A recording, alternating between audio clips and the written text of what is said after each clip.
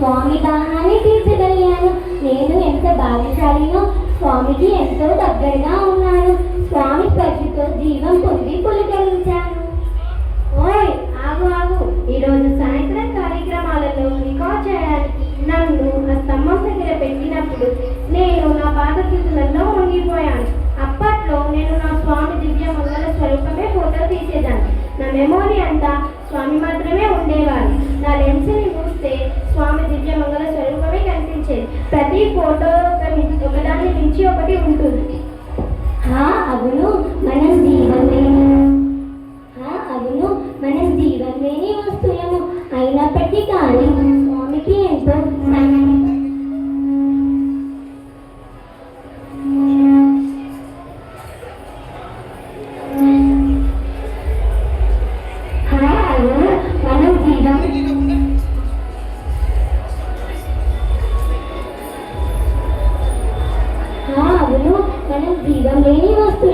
అయినప్పటికీ కానీ స్వామికి ఎంతో సన్నిహితంగా ఉండే అపురూపమైన అవకాశం లభించింది. కానీ ఈ మనుషులు వారు మాత్రమే స్వామికి ఎదురుగా ఉన్నారని భ్రమపడ్డారు. ఒక్కసారి మాయలో పడి స్వామి కూడా తమ వంటి మనిషి అని స్వామి దివ్యత్వానికి దూరమైపోతున్నారు. అవును, నిజమే. కానీ ఈ మధ్య నా జీవితం ఒక సామాన్య పరికరంలాగే మారిపోయింది. భక్తులు స్వామితో ఉండే సంగత్యాన్ని, దీర్ఘకాల సంభాషణలు చెబుతుంటే రికార్డ్ చేయడమే నా పని అయిపోయింది. ఈ సంభాషణలు స్వామి యొక్క నాళ్ళు ఎన్నో జ్ఞాపకం తెస్తున్నాయి. మీరు నన్ను ఎలా మర్చిపోతున్నారు? భక్తులను ఉద్దేశించి స్వామి ప్రసంగించేటప్పుడు స్వామి దివ్యవాణి నా కణం కణం నుండి ప్రవహిస్తుంది. స్వామి ఉచ్ఛ్వాస నిశ్వాస నాలో జీవాన్ని నిలిపాయి. స్వామి దివ్య సందేశాలను హృదయపూర్వకంగా అనుభూతి చెందాను. ఆహా, ఆ రోజులు మరుపురానివి కదా. స్వామి సన్నిధిలో ఎన్నో పండుగలు, భజనలు, ఉత్సవాలు, వేద పఠనాలు నా ద్వారా ఈ ప్రపంచానికి అందించినందుకు అందరికీ కృతజ్ఞతలు. ఆ మధుర అనుభూతులను ఎప్పటికీ మరిచిపోకు. అద్భుతమైన, ఉత్తేజభరితమైన ఉపన్యాసాల ద్వారా స్వామి నన్ను చిరకాలం గుర్తుంచుకుంటున్నారు. స్వామి మీ ద్వారా చెప్పిన ఉపన్యాసాల కంటే నిదర్శనంగా నేను స్వామి పక్కనే ఉన్నాను.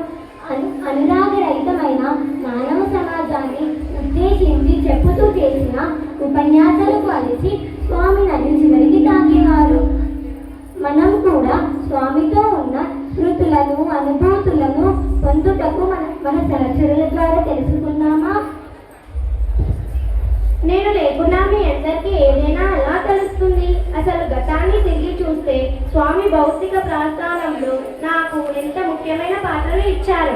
ఇప్పటికీ ఈ భగవంతుని యొక్క రూపాన్ని, జీవితాన్ని నా కంటి ద్వారా సాధ్యంగా, శాశ్వతంగా భద్రపరిచినట్టు నేను వినలేదు. ఈ అవకాశం నాకు దక్కింది. ఈ అవతారంలో స్వామి దివ్య మంగళ కృప వల్లే జీవం లేని మనకు ప్రాణం వచ్చింది. స్వామి దయ నాకన్నా బాగా ఎవరికి తెలుస్తుంది? నా ద్వారా స్వామికి అందిన ప్రేయర్స్ లెక్కలేనివి. ఉదయం దర్శనంలో నన్ను పట్టుకొని స్వామి వద్దకు చేర్చాలని భక్తులు ఎంతో కుతూహలంగా ఉంటారు. తర్వాత స్వామి తన చేతులలోకి తీసుకున్నాక మన బాధలన్నీ తీరాలని ప్రశాంతంగా తిరిగి వెళ్ళేవారు. మనకు ఏది కావాలంటే అది ఇస్తారని స్వామి చేసినంత మాత్రాన కల్పవృక్ష నుంచి కాఫీని కోరలేము కదా. స్వామి మనకు చెప్పిన వాటినే మన కోరికలుగా మర్చిపో. స్వామి బుద్ధి సృష్టించి ఇవ్వగానే స్వామి చేతికి నన్ను అందిస్తాడు. నాకు డబుల్ అవకాశం వచ్చింది. స్వామిని బుద్ధిని కూడా తాకే అవకాశం నాకు కలిగింది. ఒకరోజు ఒక బాలిక చిన్న డాన్స్ ప్రోగ్రాంలో చేతి మీద పడిన క్యాండిల్ వ్యాక్సిన్లు స్వామి నన్ను ఎంతో ప్రేమతో తీసుకొని ఆ చిన్నారి లేత చేతులను తొలిచి 1000 టన్నుల ప్రేమను చూపించారు. ఇన్ని సంవత్సరాలుగా స్వామితో ఉంటూ ప్రతి ఒక్కరి బాధలను, కన్నీటిని తుడవటం నేర్చుకున్నాను. స్వామి మెల్లగా అడుగులు వేస్తూ అందరికీ అభయహస్తం ఇస్తూ చిరునవ్వుతో స్వామి నాపై వచ్చి ఆసీనులైనప్పుడు భక్తులు ఎంతో సంతోషిస్తారు. స్వామి మరికొంత సమయం దర్శించుకునే భాగ్యం కలిగింది నా వల్ల. స్వామి ఈ విశ్వాన్నే మోస్తుంటే ఆ విశ్వానంతా మోసే భాగ్యం కలిగింది. రోజు స్వామి నాపై కూర్చొని భక్తులకు అందరికీ దర్శన స్పర్శన సంభాషణాలను కురిపిస్తుంటే ఆ అనుభూతులను నేను వర్ణించలేను. నేను ఒక రాయచేలా కాకుండా స్వామి కృపతో ఆయన పాదాలు నాపై వచ్చినప్పుడు భక్తులకి ఎవ్వరికి వెరగని ఆ పాద స్పర్శ నాకు లభిస్తుందని నేను ఎంతో ఆనందిస్తున్నాను. అవును, స్వామి సింహాసనంపై కూర్చొని రింగుల జుట్టుతో కాషాయ వస్త్రాలతో చిరునవ్వుతూ ఉన్న బ్రహ్మాండ నాయకుడి దర్శనం నాలో క్యాప్చర్ అయింది. ఎంత అదృష్టమో కదా. భక్తుల ప్రార్థనలను వారి బాధలను నివారించుటకు స్వామి కృపకు పొందుటకు నన్ను ప్రసాదంగా ఇచ్చారు. స్వామి ఒకసారి గాలిలో చేయించగానే నేను వచ్చి కొమెంగోల్ నుండి క్యాన్సర్ వరకు అన్నింటినీ క్షణాలు నయం చేస్తాను. నిజానికి భక్తులు నన్ను సర్వలోకని వాడిగా వాడుతున్నారు. అందరం కలిసి విభూతి మంత్రం చెబుతాం. పరమం పవిత్రం బాబా విభూతిం పరమం విచిత్రం లీలా విభూతిం పరమార్థమిష్టార్థం మోక్షప్రదానం బాబా విభూతిం ఇదమాశ్రయామి సాయి బాబా విభూతి సతతం స్మరామి. స్వామి 100వ పుట్టినరోజు మహోత్సవాల కోసం ఎంతో ఆతృతగా వేచి ఉన్నాను.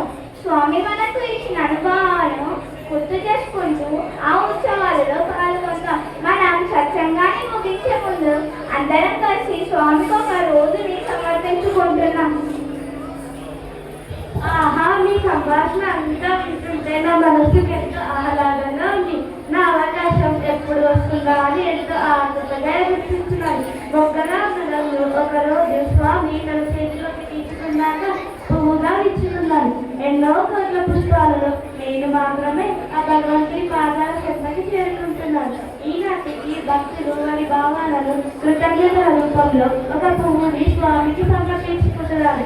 స్వామి అనుగ్రహానికి నిదర్శనంగా స్వామి ఫోటో నుండి విభూతి రావడం, పువ్వులు పడటం ఇలాంటివి చూస్తున్నాం. మనమందరం కూడా ఆయన చల్లని నీడలో ఉంటూ చక్కని పర్వతాలు వెదజల్లుతూ ఆయన పాదాల చెంతలే ఉన్నాం. సైలెన్స్ నుండి సాయి లెన్స్ గా క్యాప్చర్ చేస్తూ మన లెన్స్ ఎప్పుడు స్వామినే ఫోకస్ చేస్తూ ఈ లైఫ్ అనే ఫ్రేమ్ లో కోరికలను కట్ చేస్తూ అల్టిమేట్ గోల్స్ స్వామినే చేరుకోవడం కావాలి. స్వామి తన అవతార వైభవాన్ని మనందరికీ అందించినప్పుడు లింగోద్భవ సమయంలో స్వామితో ఉన్న స్మృతులను అనుభూతులను పొందుటకు నేను ఎంతో ధన్యవాదాలు సమర్పించుకుంటున్నాను. ఇదంతా వింటుంటే నాకు ప్రహ్లాదుడి కథ గుర్తొస్తుంది. ప్రహ్లాదుడు కూడా చాలా చిన్న వయసులో ఇందుకలడు అందులేడని సందేహము వలదు చక్రి సర్వోపగతుండు. భగవంతుడు జీవం లేని స్తంభంలో కూడా ఉన్నాడని ఈ లోకానికి నిరూపించాడు. అందుకనే మనం రాసుకునే పెన్, ఆడుకునే బాల్, వాడే ప్రతి వస్తువుకి రోజు థ్యాంక్స్ చెప్పాలి. అవసరం లేదని కాలితో తన్నడం, విసిరి పారేయడం వంటివి చేయకూడదు. ప్రతి మనిషిని, చెట్టుని ఎంతో మర్యాద పూర్వకంగా చూడాలి. అప్పుడే స్వామి మనకు అది కావాలి ఇది కావాలి అని ప్రతిసారి ఇదిగో బంగారు తీసుకో తీసుకో అంటూనే మనందరి బరువు బాధ్యతలను తన భుజాలపై మోస్తూనే అవతారం చాలించాడు.